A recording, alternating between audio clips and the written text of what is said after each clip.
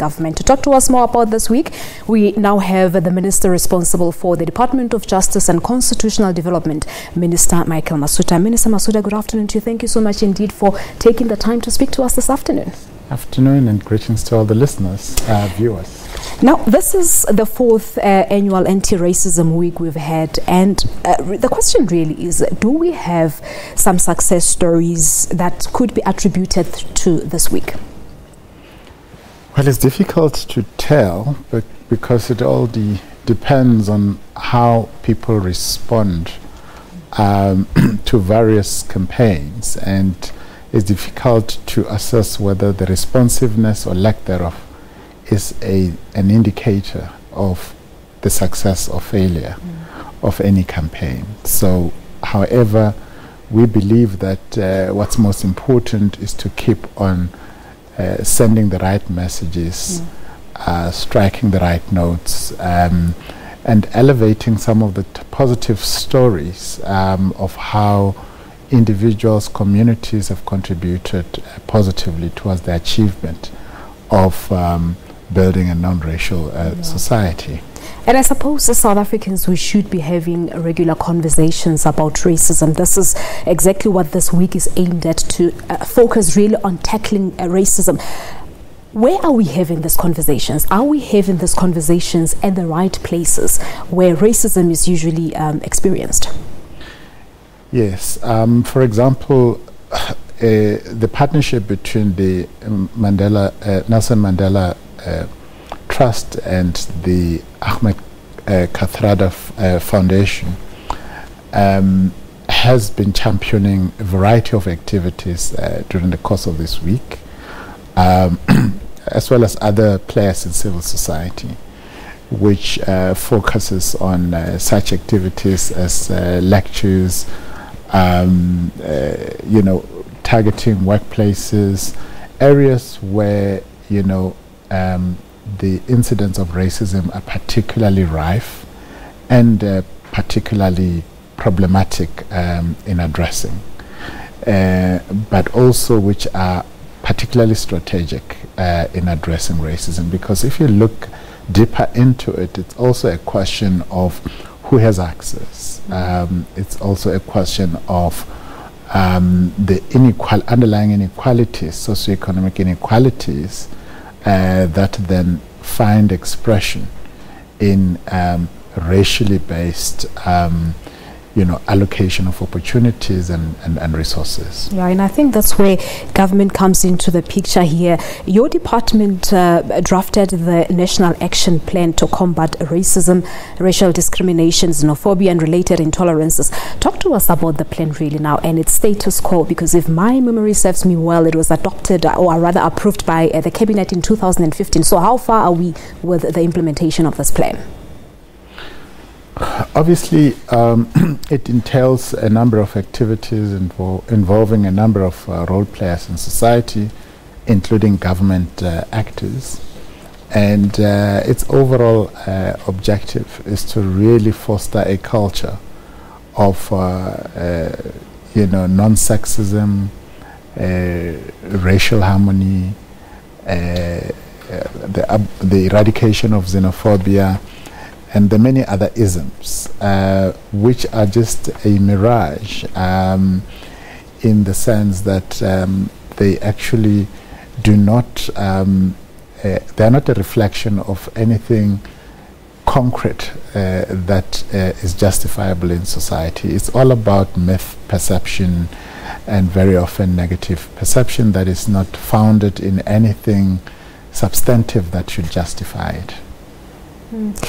Now, South Africa has in the last few years seen an upsurge in terms of racial incidents, some which of course involved violence as well. But some people are hopeful that after the prosecution of Vicky Momberg, that it looks like now we're heading in the right direction. Look, when the criminal justice system responds to incidents of violence and other forms of aberrations in society, it's not only focusing at taking punitive measures against perpetrators. It's also trying to send a message to society in a concrete way that something is wrong, and that people should, and to try and dissuade people from indulging in wrong behavior. So it has that deterrent effect, or it's meant to have that deterrent effect as its primary objective. The punitive aspect is more of a secondary role. Hence, even in our correction system, the emphasis is rehabilitation and correcting offending behavior rather than punishing persons for doing wrong thing. Because in the end, what you're trying to achieve, what you're trying to foster in society is a culture of tolerance, of respect for others and for other people's rights, and that way foster harmony and peace within society and the world at large. But I suppose that will still take a while, Minister. We've had an incident recently, one of our SABC staffers who was beaten up by a group of white men just for asking merely if they were okay after a car accident, calling him a monkey. So this shows that as much as government is trying, as much as society is trying, but they certainly is still a long way. These are the kind of aberrations which are completely inexplicable. Is it a psychological defect in certain persons? Yeah, that if you had a person calling other person a monkey in 2019, that is worrying. As I was about to say, I mean, this may well be a reflection of an aberration of certain people in the psychosocial makeup. I don't know whether it has to do with upbringing, ignorance, prejudice, and attitude. And I think the challenge really is, if we're to succeed in building a new society, to start with the children. But the difficulty, of course, is that we can implement programs at schools, but when children go home, what kind of education do they get at home? What kind of behavior do they observe in their own parents, which then become part of the makeup of the child's own character sometimes as they grow up, unless they discover at a certain stage of their own development that actually they can depart from the aberrations of their own parents. Yeah. All right, but just in conclusion, I know that, Minister, part of what the Anti-Racism Week will focus on this year is the use of technology in combating racism. Talk to us about that. Well, there's actually a launch at, what do you call it, Constitutional Hill, as a joint initiative of ARANSA to introduce technology in promoting anti-racism. I'm not particularly technologically inclined, so I wouldn't tell you much of the details of the workings of the app.